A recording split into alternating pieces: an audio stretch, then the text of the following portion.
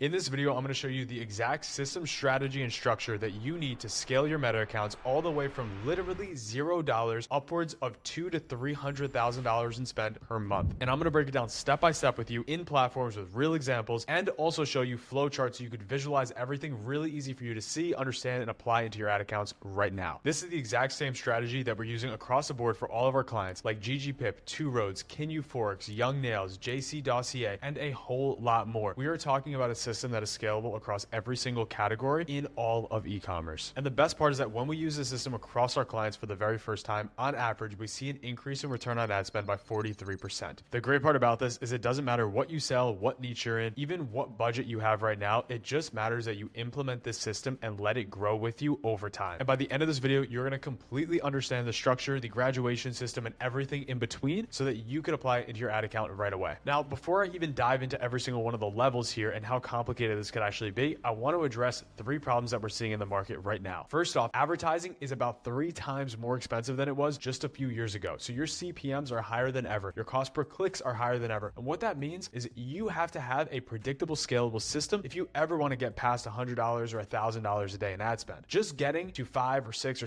$7,000 in ad spend, which used to be an easy game if we go back 5, 6, 7 years ago, is so much harder to do. Now, the reason for advertising being way more expensive is super complicated, but just know that it is ever changing and it's just going to keep going up. Whether it's inflation, the number of brands coming into the market every day, the big players like Nike and Lululemon consistently increasing their spend, or simply that you don't have the right system and structure in place, which of course we're going to address in this video. Now, the second thing that I see in the market that is acute right now is that gurus across the board, whether you're watching hundreds of YouTube videos just like this one, or you're following people on Twitter or wherever you're digesting your information, you're probably recognizing that everyone is going broad. Everyone has super broad systems. They run one Advantage Plus campaign, maybe one testing campaign. They waste 20 to 30% of their budget in a prospecting testing campaign where they're testing new creatives only, and they're resetting those creatives every time they want to push them into any sort of scaling campaign. This mechanism, as you may call it, is completely broken because while everyone's afraid of that learning phase, they're actually feeding it into the learning phase. They are forcing their campaigns to learn and learn and learn and learn over again, ultimately keeping you at the point where you're likely spending $100, $200, $300, and then you hit your wall. You spend up to a certain amount, and then all of a sudden, any dollar over that seems to be completely worthless. So you spend up to $500 a day, and then your return on ad spend, when you go to $600, just starts to tank. And the third thing that I'm seeing happen in the market more than ever right now is that there has been a massive misunderstanding on how to actually spend your money and where to spend that money. People have this misconception right now that you should spend the same amount of money every single day, no matter what. I'm here to tell you that in our entire portfolio, there's not one single brand that we work with that spends the exact same amount of money Monday through Sunday. Let's actually open up our Miro board. This system right here is what we're going to be breaking down. Now, if you look at this all right now, if you look at every single dimension of this right now and you just try to copy and paste this into your ad account, 100% going to fail. This is not going to work for you. So we're going to start if you're just starting off for the first time in Facebook, guys. If you are literally spending $0 or maybe you're spending $100 a day, we're going to start there. I'm going to show you exactly what to do, and we're going to work our way all the way up if you're spending over $30,000 a day. The really, really good part is that anywhere over $10,000 a day plus has the exact same system. Even $5,000 a day plus has the exact same system. The complexities that happen within the system and the need to build out more within the system actually occurs more and more as you scale, of course. So just keep in mind, we're starting slow. We're going to work our way up. If you're just spending $1,000 a day, you need to be really hyper focused on spending the right money on the right products. So look at your product set, understand what are your best sellers. If you don't even know what your best sellers are, take a good guess based on product demand. Use Google search trends potentially and understand what is going to sell the best on your site. If you really have no clue at all, then just run them all. But very quickly, you need to understand the top 20% of products that are going to drive 80% of the results. I talk about the Pareto rule all the time on this channel. That is 100% going to apply right here. So what I want you to start with, if you haven't scaled yet, is a scale campaign. It sounds kind of funny, but this is eventually going to become the scaling mechanism of your account. All you need to do here is create one Advantage Plus campaign. That Advantage Plus campaign is going to be 100% broad. And let me show you the exact settings of that campaign. So the example that we have on screen right now is a smaller brand. It's only spent $3,000 over the last 30 days. It's done so at a 6.75 return on ad spend. Very solid. And it's using our exact same system that I'm going to break down for you. The Advantage Plus campaign is what we want to care about. I'm going to show you the exact settings that you should be using. So click the create button, click sales objective always. You're going to select Advantage Plus shopping campaign, click continue. And then once you're in here, first we have to name our campaigns properly. So make sure you give your campaign a name based on what's appropriate for you. For this, I'm calling this prospecting scale. As we scroll down, we have no special categories. We are not using Advantage Plus catalog ads, and we are selecting website and shop. Make sure you have your Instagram and Facebook shops set up. It's going to help you about 10 to 20% in terms of incremental sales. Now, scrolling down just a little bit further, we are going to optimize for the number of conversions, especially when you're starting. We don't want to worry about value of conversions. We just want to worry about number of conversions. We're going to select our data set. So your data set is your pixel. Make sure you are selecting your correct pixel with the conversions API, as you can see right here on the right-hand side. Once you're doing that, we are skipping cost per result goal. You could scroll down a little bit more and make sure your attribution settings are set to 7-day click,